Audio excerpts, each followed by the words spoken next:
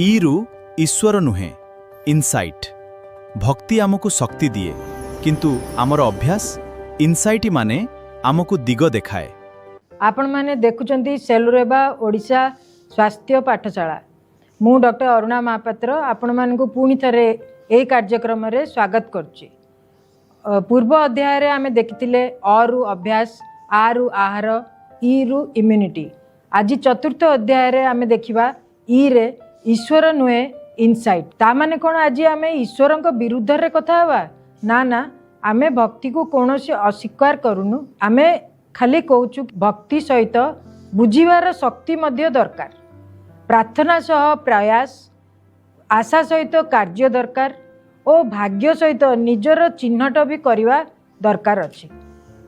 तो आज आमे कथा हवा इनसाइट विषय रे। आम सहित अछंती डॉक्टर विश्वजीत महापात्र जी जड़े सर्जन, स्वास्थ्य शिक्षक और सेलुरेबा प्रोटोकॉल रो प्रवर्तक। नमस्कार सर। नमस्कार। ओडिशा एवं विश्वर समस्त ओडिया भाई भौणी मानकु मोर यही कार्यक्रम को बहुत बहुत स्वागत करुच्ची। आज आम रोग विषय कथा हबानी, आज आम निज विषय किसी एमती कथा हवा कि आम निज जीवन को किपरि भाव देखुचे, निज शरीर को केते गुरुत्व दौचे, आम स्वास्थ्य चाबिकाठी को कौन आम मैंने अन्य क्या हाथ दे दीचे कि से विषय आज आम कथा हवा। आमर पाठशालार परंपरा अनुसार गोटे छोटिया गपरू आरंभ करिया। निश्चिंत भाव आज मु जो गपटा कहवाक जाऊँगी से एक संपूर्ण कल्पित गप। भक्ति को आघात करने को नुहे किंतु भक्ति सहित दायित्व को जोड़ापी ये गपटी मुझे कहबी। ये गपटीर मुख्य कैरेक्टर जो कहते माधव नाम जड़े चाषी। माधव जड़े बहुत बड़ भक्त थिला। से प्रतिदिन मंदिर को जाए, सकाळु संध्या पर्यंत भगवान को पूजा करे, तांकर समस्त दायित्व को से नहीं थाए एवं सदासर्वदा तार मुहरे भगवान ना ही आसुए। समस्ते कहती कि माधव जड़े बड़ भक्त।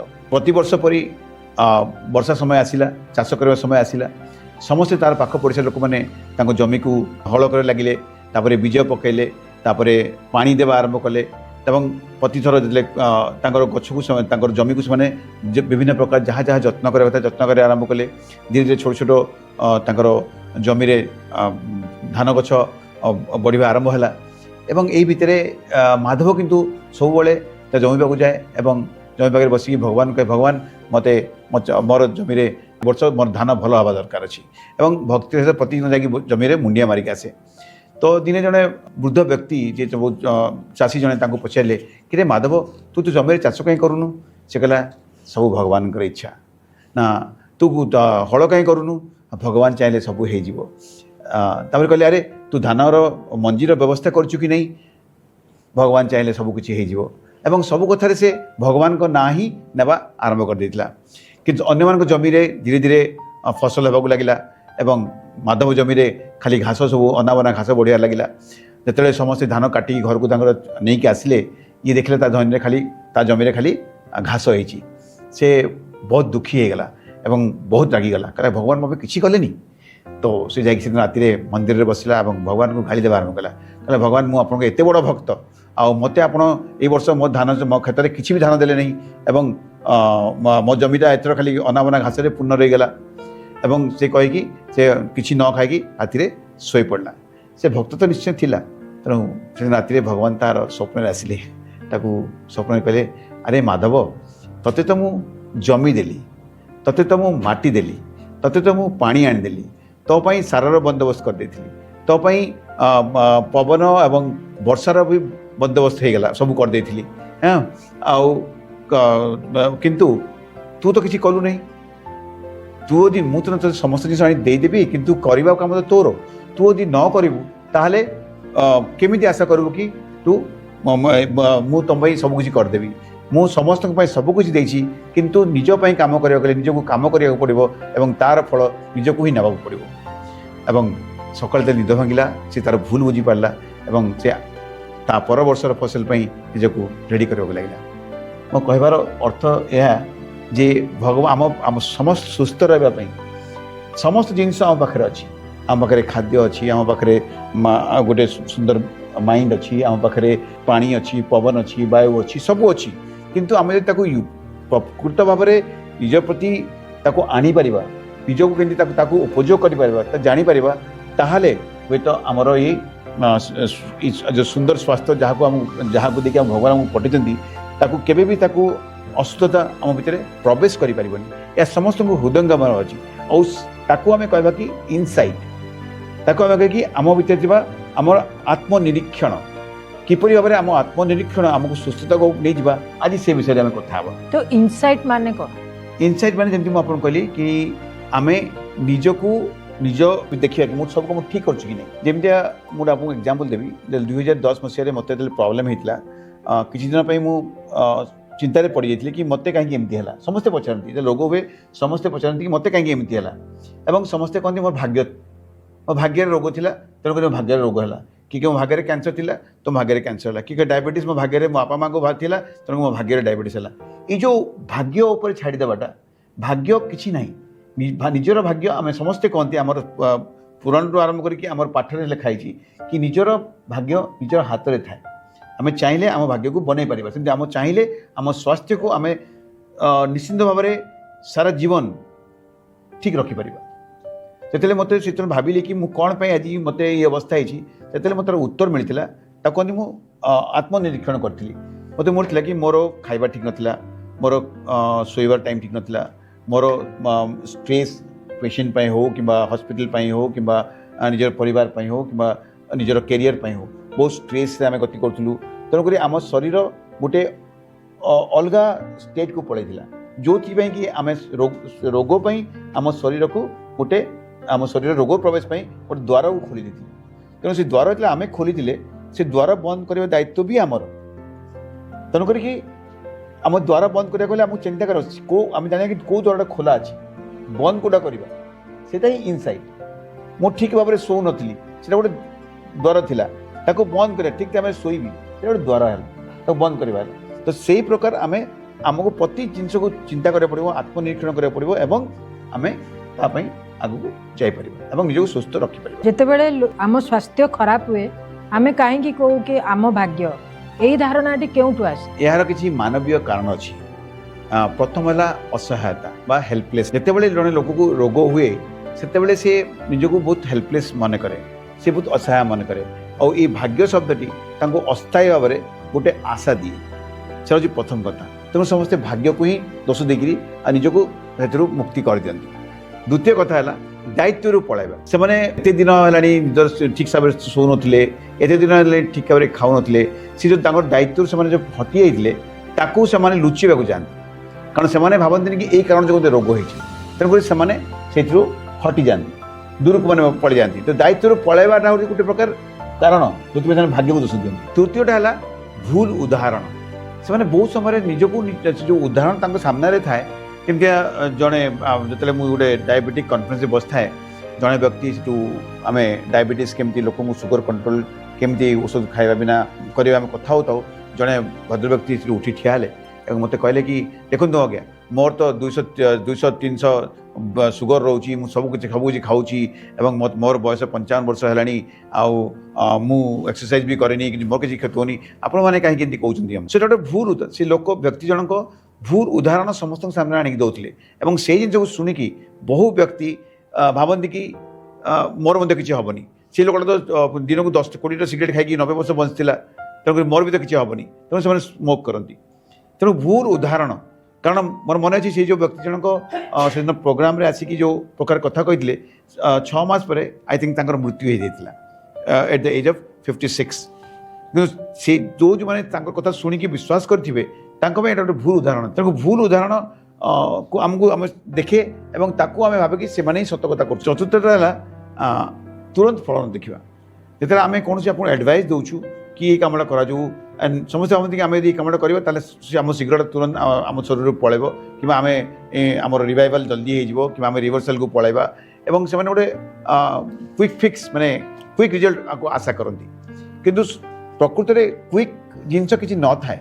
ଆପଣ ଯେତେବେଳେ ଆପଣ ଶରୀରକୁ, କାରଣ ରୋଗ ବି କ୍ୱିକଲି ହେଇନଥାଏ। ଆଜି ଆପଣଙ୍କୁ ରୋଗ ହେଇନି, ରୋଗ ଯେତେବେଳେ ହେଇଛି ଆପଣଙ୍କୁ, ସେ ବହୁତ ବର୍ଷର ଅନିୟମତା ଯୋଗୁଁ ଆପଣଙ୍କୁ ରୋଗ ହେଇଛି। ତେଣୁ ଯେତେବେଳେ ଆମ ନିୟମକୁ ମାନିବେ କିମ୍ବା ଆପଣ ପୁନର୍ବାର ସବୁ ଯେଉଁ ଠିକ୍ ଲାଗିବେ, ସେ ବହୁତ ସମୟ ଲାଗୁ। ଜଣେ ଲୋକ କିନ୍ତୁ 3 ମାସ 4 ମାସ କଲା ପରେ ତାଙ୍କୁ ଯଦି ଫଳ ନ ମିଳିଲା ସେମାନେ ତାକୁ ସାଙ୍ଗେ ସାଙ୍ଗେ ରିଜେକ୍ଟ କରିଦିଅନ୍ତି କି ଏଇଟା ତ କିଛି ଆମକୁ ଫଳ ମିଳୁନି, ଏହା କିଛି ବେକାର ଜିନିଷ, ମୁଁ ଯାହା ଥିଲି ସେଟା ଭଲ ଥିଲା। ତେଣୁକରି ସେମାନେ ରୋଗକୁ ଆହୁରି ବଢ଼ିବା ପାଇଁ ସୁଯୋଗ ଦେଇଥିଲେ। ଡକ୍ଟର ମହାପାତ୍ର, ଇନସାଇଟ୍ ମାନେ କ'ଣ? ଇନସାଇଟ୍ ମାନେ ହେଉଛି ଆମେ ତାକୁ ଓଡ଼ିଆରେ କହିବା ସେ ହେଉଛି ଆତ୍ମନିରୀକ୍ଷଣ, ମାନେ ନିଜକୁ ନିଜେ ପ୍ରଶ୍ନ ପଚାରିବା, ମୁଁ କ'ଣ କରୁଛି। ନମ୍ବର 1 ପ୍ରଶ୍ନ, ମୁଁ ଯେଉଁ କାମ କରୁଛି ତାର ପରିଣାମ କ'ଣ, ଆଉ ମୋ ଶରୀରରେ ମୋତେ କିଛି ସଂକେତ ଦେଉଛି କି, କେଉଁଠି ମୋ ବଥା ହେଉଛି ମୁଁ ଅଣଦେଖା କରୁଛି କି, ମାନେ ମୋ ସଂକେତକୁ ନିଜକୁ ଚିହ୍ନିବା, ମୁଁ ତାକୁ ସେଟା ଭାବିବି।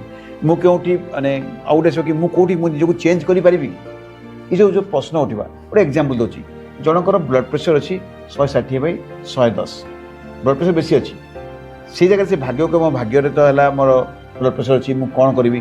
କିନ୍ତୁ ଇନସାଇଟ୍ ଯିଏ ଆସିବ ସିଏ ପଚାରିବ କି ଆତ୍ମନିରୀକ୍ଷଣ, କ'ଣ ପାଇଁ ମୋତେ ବ୍ଲଡ଼ ପ୍ରେସର ହେଲା, ମୁଁ ମୋର ଖାଇବା ପିଇବା ଠିକ୍ ଟାଇମ୍ରେ ଖାଉଛି କି ନାହିଁ, କ'ଣ ମୋର ଲୁଣର ପରିମାଣ ମୋ ଖାଇବାରେ ବେଶୀ ଅଛି କି, ମୁଁ ଡାକ୍ତରଙ୍କୁ ଦେଖିବାକୁ ଯିବି କି ନ ଯିବି, ମୁଁ ଯଦି ଡାକ୍ତର ଆଡ଼ଭାଇସ୍ ଦେଲେ ସେ ଡାକ୍ତରଙ୍କ ପରାମର୍ଶ ମୁଁ ଠିକ୍ ଭାବରେ ମାନୁଛି କି ନ ମାନୁଛି, ମୁଁ କେତେ ପ୍ରକାର ବିକଜ୍ ଯେତେବେଳେ ମୋର ଗୋଟେ ରୋଗ ହେଉଛି ଆମକୁ ବହୁତ ଗୁଡ଼ିଏ ଇନଫର୍ମେସନ୍ ଆମ ପାଖକୁ ଆସୁଛି ବିଭିନ୍ନ ସୋର୍ସେସ୍, ତ ସେଇଟାକୁ ଆନାଲିସିସ୍ କରିକି ଯେତେବେଳେ ଆମେ କରିବା କି କେଉଁଟା ଠିକ୍ ଇନଫର୍ମେସନ୍ କେଉଁଟା ଭୁଲ ଇନଫର୍ମେସନ୍ ଜାଣିବା, ସେଇଟା ହେଉଛି ଆତ୍ମନିରୀକ୍ଷଣ।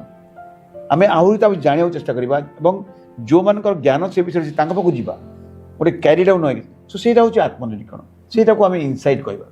ମାନେ ନିଜକୁ ନିଜ ଏକ୍ସାମିନ୍ କରିବା, ନିଜକୁ ନିଜ ଏକ୍ସାମିନ୍ କରିବା, ନିଜକୁ ନିଜେ ପ୍ରଶ୍ନ ପଚାରିବା ହେଲା। ଯେତେବେଳେ ଆପଣ ପ୍ରଶ୍ନ ପଚାରିବେ ସେତେବେଳେ ଆପଣମାନେ ନିଶ୍ଚିତ ତାର ଉତ୍ତର ପାଇବେ।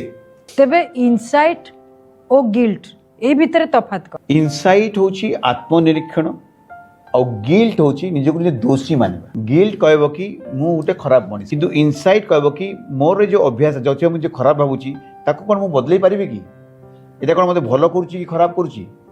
ଏଇଟା ହେଉଛି ଦୁଇଟା ଭିତରେ ଗୋଟେ ଛୋଟ ଉଦାହରଣ। ଗିଲ୍ଟ ହେଉଛି ମଣିଷକୁ ଦୁର୍ବଳ କରିଦିଏ, ୱିକ୍ କରିଦିଏ, ବଟ୍ ହେଲେ ଇନସାଇଟ୍ ଆସେ ସେ ତୁମକୁ ଆହୁରି ଷ୍ଟ୍ରଙ୍ଗ କରିବ, କାରଣ ତୁମେ ସେତେବେଳେ ତୁମର ଯେଉଁ ୱିକ୍ ପଏଣ୍ଟକୁ କ୍ରସ୍ କରିକି ତୁମେ ଷ୍ଟ୍ରଙ୍ଗ ଆଡ଼କୁ ଯିବ, ନିଜକୁ ନିଜେ ଆହୁରି ଚେଞ୍ଜ କରିବ ଏବଂ ନିଜକୁ ସମସ୍ତ ଜିନିଷ ପାଇଁ ସମସ୍ତ ପ୍ରକାର ଯେଉଁ ସିଚୁଏସନ୍ ପାଇଁ ନିଜକୁ ନିଜେ ଫେସ୍ କରିବ। ସେଇଟା ହେଉଛି ୟା ଭିତରେ ଗୋଟେ ବହୁତ ଛୋଟ ଡିଫରେନ୍ସ, କିନ୍ତୁ ଏମିତି ବହୁତ ଡିଫରେନ୍ସ ଅଛି। ଆମେ ଯଦି କହିବା କି ତୁମେ ତୁମ ପାଇଁ ତୁମ ନିଜ ପାଇଁ ତୁମେ ଶରୀରରେ ରୋଗ ଆସିଛି, ଏହା ବୈଜ୍ଞାନିକ ଦୃଷ୍ଟିରୁ ବି ଭୁଲ ଏବଂ ଗୋଟେ ବହୁତ ପ୍ରକାର ହାର୍ସ ହେଇଗଲା, ଆମେ ତାକୁ କହିବା ହାର୍ସ ବିହେଭିୟର ହେଇଗଲା, ୱାର୍ଡ ହେଇଗଲା। ତ ରୋଗର ସମସ୍ତ କାରଣର ନିୟନ୍ତ୍ରଣ ଆପଣଙ୍କ ପାଖରେ ନଥାଇପାରେ, କିନ୍ତୁ ଆଜିଠାରୁ ନେଉଥିବା କିଛି ପଦକ୍ଷେପ ଆପଣମାନଙ୍କୁ ଆଗରେ ସାହାଯ୍ୟ କରିବ ଏବଂ ଏହା ଆପଣଙ୍କ ହାତରେ ଅଛି। ଯେତେବେଳେ ଆପଣ ଇନସାଇଟ୍କୁ ଯିବେ ସେତେବେଳେ ଆପଣ ଦେଖିବେ କି କେଉଁ କେଉଁ ସିଚୁଏସନ୍ ମୋ ପାଖରେ ହାତରେ ଅଛି, ତାକୁ ମୁଁ କଣ୍ଟ୍ରୋଲ୍ କରିପାରିବି, ଆଉ କିଛି ଜିନିଷ ଯେଉଁଗୁଡ଼ାକ ମୋ କଣ୍ଟ୍ରୋଲରେ ବାହାରେ ଅଛି ତାକୁ ଆମେ ଅଣଦେଖା କରିବାକୁ ତ ସାଇଡ୍ କରିଦେବା, କାରଣ ସେଇଟା ଆମ ହାତରେ କିଛି ନାହିଁ। କିନ୍ତୁ ଯେଉଁଟା ଆମ ହାତରେ ଅଛି ସେ ଉପରେ କାମ କରିବା ଏବଂ କିଛି ଦିନ ପରେ ଦେଖିବା କି ଆମେ ସେ ତା ଉପରେ କାମ କଲେ ଆମେ ମାନେ ଆମର ସେଇ ଯେଉଁ ପ୍ରୋବ୍ଲେମରୁ ଉପରକୁ ପଳେଇ ଆସିବା। ତାମାନେ ସବୁ ମୋ ହାତରେ, ସବୁ ନିୟନ୍ତ୍ରଣ ମୋ ହାତରେ ଅଛି ବୋଲି ବି ଭୁଲ, ଆଉ ସବୁ କିଛି ବି ମୋ ହାତରେ ନାହିଁ ସେଇଟା ବି ଭୁଲ। ଯେତେବେଳେ ଆମେ ଭାବୁଛେ କି ଆମ ହାତରୁ ସବୁ ପଳେଇଲା ସେତେବେଳେ ଆମେ ରୋଗ ଆମ ଉପରେ ଆହୁରି ଭାରି ହେଇ ପଡ଼ିବ। ଯେତେବେଳେ ଆମେ କି ନାଇଁ ମୁଁ କଣ୍ଟ୍ରୋଲ ନେବି, ମୁଁ ନିଜକୁ କଣ୍ଟ୍ରୋଲ କରିବି, ନିଜକୁ ନିଜେ ଆଗକୁ ଠିକ୍ କରିବି, ସେତେବେଳେ ରୋଗରୁ ଆମେ ବହୁତ ଆମେ ଜାଣିନଥିବା କେତେବେଳେ ଆମେ ରୋଗରୁ ଆମେ ବାହାରି ଆସିବା। ସ୍ପେସିଆଲି ଆମେ କ୍ରନିକ୍ ବେମାରୀ କଥା କହୁଛୁ, ଯେଉଁଥିରେ କି ଦୀର୍ଘସ୍ଥାୟୀ ରୋଗ, ଡାଇବେଟିସ୍ ହଉ, ହାଇପରଟେନସନ୍ ହଉ, କ୍ୟାନ୍ସର ହଉ, ଡିଫରେଣ୍ଟ ବେମାରୀ, ଇନଫେକ୍ସନ୍ ଗୋଟେ ଜିନିଷ ଅଛି, ଏମିତି ଜିନିଷ କି ଯାହାର ଆମ ଉପରେ କଣ୍ଟ୍ରୋଲ ନାହିଁ, ଆକ୍ସିଡେଣ୍ଟ ଆମ ଉପରେ କଣ୍ଟ୍ରୋଲ ନାହିଁ, କିନ୍ତୁ ଆମେ ତା ପାଇଁ ପଦକ୍ଷେପ ନେଇପାରିବା। ଆମେ ସିଟ୍ ବେଲ୍ଟ ବାନ୍ଧିପାରିବା, ହେଲମେଟ୍ ପିନ୍ଧିପାରିବା, ଏସବୁ କରିପାରିବା। ଇନଫେକ୍ସନ୍ ନ ହେବା ପାଇଁ ସଫାସୁତୁରା ଦେଖିପାରିବା, ସଫାସୁତୁରା ଜିନିଷକୁ ୟୁଜ୍ କରିପାରିବା। ଇନଫେକ୍ସନ୍ ହେଲେ ତୁରନ୍ତ ଡାକ୍ତରଙ୍କୁ ଦେଖା କରିବା ଏବଂ ତାକୁ ଆଗକୁ ନ ବଢ଼ିବା ଆଗରୁ ନିଜକୁ ରୋକିପାରିବା, ଆମ ନିଜର ଇମ୍ୟୁନିଟି ଷ୍ଟାଟସ୍କୁ ବଢ଼ାଇ ପାରିବା।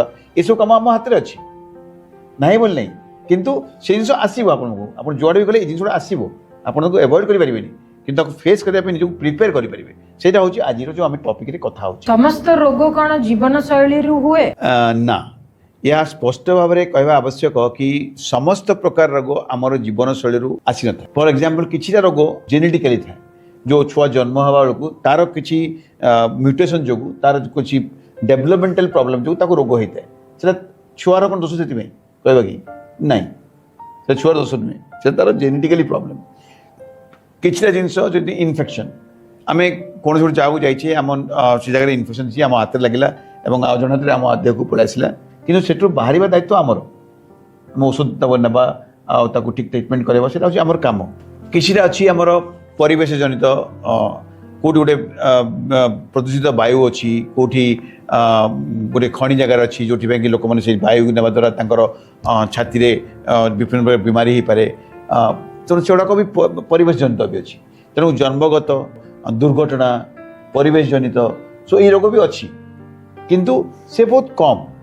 କିନ୍ତୁ ଯେଉଁଟା ଆଜିର ଦିନରେ ଯେଉଁଟା ଆମକୁ ବେଶୀ ପ୍ରୋବ୍ଲେମ୍ ଦେଉଛି ସେ ହେଉଛି ଜୀବନଶୈଳୀ ଜନିତ। ତେଣୁ ଆମେ ତାକୁ ଅଣଦେଖା କରିପାରିବାନି, ନାଁ ତ କହିପାରିବାନି, କିନ୍ତୁ ଆମେ ଦେଖିବା କି ପ୍ରକୃତରେ ଆଜିକାଲି ଜୀବନଶୈଳୀ ହିଁ ଆମର ଯେଉଁ ଦୀର୍ଘକାଳୀନ ରୋଗ ବା କ୍ରନିକ୍ ବିମାରୀ ପାଇଁ ନିଶ୍ଚିନ୍ତ ଭାବରେ ଦାୟୀ। ତାହେଲେ ଆମ ହାତରେ କ'ଣ ଅଛି, ଆମ ନିୟନ୍ତ୍ରଣରେ କ'ଣ ଅଛି? ଆମ ନିୟନ୍ତ୍ରଣରେ କିଛି ଜିନିଷ ଅଛି ଯେଉଁଟାକି ସମସ୍ତେ এই ପ୍ରୋଗ୍ରାମ୍ ଦେଖୁଥିବା ସମସ୍ତେ ନିଜ ଉପରେ ପ୍ରୟୋଗ କରିପାରିବେ ଏବଂ ନିଜ ଜୀବନରେ ଏକ ତାକୁ ଆଣିପାରିବେ। ପ୍ରଥମ କଥା ହେଲା ତଥ୍ୟ ଜାଣିବା କି ମୋର ବ୍ଲଡ଼ ପ୍ରେସର କ'ଣ ଅଛି, ମୋର ହିମୋଗ୍ଲୋବିନ୍ କେତେ ଅଛି। ଏହା ଆଜି ଆପଣ କୌଣସି ଟେଷ୍ଟ କରିବା ଦ୍ୱାରା କି ଆପଣ ଯଦି ଡାକ୍ତର ପାଖକୁ ଯାଆନ୍ତି ଆପଣଙ୍କ ଡାକ୍ତର ଆପଣ ଟେଷ୍ଟ କରିକି ଆପଣଙ୍କୁ କହିପାରିବେ ହେଲା ଆପଣଙ୍କ ଓଜନ କେତେ ଅଛି, ଆପଣ ଓଜନ ବଢ଼ିଯାଇନି ତ, ଆପଣ ଓବେସିଟିକୁ ଯାଉନାହାନ୍ତି ତ, ଆପଣଙ୍କ ବ୍ଲଡ଼ ସୁଗର ଡାଇବେଟିସ୍କୁ ଯାଉନି ତ, ଆପଣ ବ୍ଲଡ଼ ସୁଗରଟା ବହୁତ ବେଶୀ ନାହିଁ ତ, ଆପଣଙ୍କୁ ଓଜନ କମି ଯାଉନି ତ ଏଇସବୁ ଜିନିଷ ଆପଣ ତଥ୍ୟକୁ ପ୍ରଥମେ ଜାଣିବେ। ପ୍ରଥମ ହେଲା ଫ୍ୟାକ୍ଟସ୍। ଆପଣଙ୍କର ଆଜିର ଦିନରେ ଆପଣ କେଉଁ ଜାଗାରେ ଅଛନ୍ତି ନିଜ ବିଷୟରେ ଆପଣ ଜାଣନ୍ତୁ, ଆଉ ଜାଣିବାର ଅଧିକାର ମଧ୍ୟ ଆପଣଙ୍କ ଅଛି ଏବଂ ଆପଣ ଜାଣିବା ନିହାତି ଆପଣ କର୍ତ୍ତବ୍ୟ ମଧ୍ୟ। ତେଣୁକରି ଏଥିରେ କୌଣସି ପ୍ରକାର ଢିଲା ମାରିବାର ପ୍ରଶ୍ନ ଉଠୁନି। ଯଦି ଆପଣ ଏ ପ୍ରୋଗ୍ରାମ୍ ଦେଖୁଛନ୍ତି ମାନେ ଆପଣ ନିଜେ ନିଶ୍ଚିତ ଭାବରେ ନିଜ ଶରୀର ପ୍ରତି ଆପଣ ଧ୍ୟାନ ଦେବାକୁ ଚାହୁଁଛନ୍ତି, ତେଣୁ ପ୍ରଥମ କାମ ହେଲା ଆମ ହାତରେ ଯେଉଁ ଅଛି ତଥ୍ୟ ବା ଫ୍ୟାକ୍ଟସ୍ କି ମୁଁ ଆଜି କେଉଁ ଜାଗାରେ ଅଛି, ମୋର ଓଜନ କେତେ ଅଛି, ମୋର ବୟସ ଅନୁପାତି ଠିକ୍ ଅଛି ନା ନାହିଁ, ମୋର ବ୍ଲଡ଼ ପ୍ରେସର କେତେ ଅଛି, ମୋର ସୁଗର କେତେ ଅଛି, ମୋର ଆଖିର ପାୱାର କେତେ ଅଛି, ମୋର ମନେ ରଖିବା ଶକ୍ତି କମି ଯାଉଛି କି, ମୁଁ ବହୁତ ଦୁର୍ବଳ ଲାଗୁଛି କି ନାହିଁ, ମୋତେ ମୋ ବଡ଼ିରେ କେଉଁ ଜାଗାରେ କିଛି ପେନ୍ ହେଉଛି ନା ନାହିଁ, ତଥ୍ୟ ଫ୍ୟାକ୍ଟସ୍। ଦ୍ୱିତୀୟରେ ଆସିବା କି ଔଷଧ। ଯଦି ଆପଣ ଔଷଧ ଖାଉଛନ୍ତି ତ ମୁଁ ଔଷଧ ଠିକ୍ ଭାବରେ ନେଉଛି ନା ନାହିଁ, ମୋ ଔଷଧ ଖାଇବା ଦ୍ୱାରା ମୋର ତାର ରିଜଲ୍ଟ ଆସୁଛି ନା ନାହିଁ, ମୋ ଡାକ୍ତର ପାଖକୁ ନିୟମିତ ଭାବେ ଡାକ୍ତରଙ୍କୁ ଦେଖା କରୁଛି ନା ନାହିଁ। କାରଣ ମୁଁ ଦେଖିଛି ମୋର 50%ରୁ ଉର୍ଦ୍ଧ୍ୱ ବ୍ୟକ୍ତି ଯେଉଁମାନେ ମୋ ଅପରେସନ୍ ଆସନ୍ତି ତାଙ୍କର ବ୍ଲଡ଼ ପ୍ରେସର ଔଷଧ ଖାଉଛନ୍ତି ସେ ବର୍ଷେ ତଳେ କି 2 ବର୍ଷ ତଳେ କାହାକୁ ଦେଖେଇଥାନ୍ତି, ତାପରେ ଦେଖିନାହାନ୍ତି। କିନ୍ତୁ ଯେତେବେଳେ ଆମ ପାଖକୁ ଆସନ୍ତି ତାଙ୍କର ବ୍ଲଡ଼ ପ୍ରେସର ଅନକଣ୍ଟ୍ରୋଲ୍ ଥାଏ। କେଉଁ ଦିନ ସେମାନେ ତାଙ୍କର ମୁଣ୍ଡରେ ବ୍ରେନ୍ରେ ବ୍ଲଡ଼ ପ୍ରେସର ଫାଟି ସେ ପାରାଲିସିସ୍ ହେଇଯିବ, କିନ୍ତୁ ସେମାନେ ଯାଆନ୍ତିନି। ତେଣୁକରି ଏଇଟା ଗୋଟେ ପ୍ରକାର ଆମ ହାତରେ ଅଛି ନା, ପ୍ରତି ସପ୍ତାହରେ କି ମାସକୁ ଯାଇ ଡକ୍ଟର ଦେଖା କରିବା, ନିଜ ବ୍ଲଡ଼ ପ୍ରେସରକୁ ରୋଜ ଚେକ୍ କରିବା ଏବଂ ନିଜ ସୁଗର ଟେଷ୍ଟ କରିବା, ଏଇଟା ଆମ ହାତରେ ଅଛି। ଏଇଟା ଶରୀରର ମେଣ୍ଟେନାନ୍ସ ଠିକ୍ ହେଉଛି ନା ନାହିଁ ଜାଣିବାଟା ଆମ ହାତରେ ଅଛି। ତୃତୀୟ ଜିନିଷ ସବୁଠୁ ବଡ଼ ଜିନିଷ ହେଉଛି ଆହାରର ସଚେତନତା।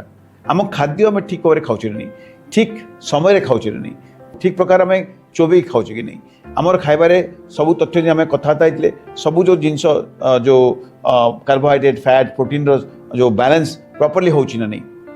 ତ ଏଇ ଜିନିଷଟା ବହୁତ ଜାଣିବାର ଅଛି।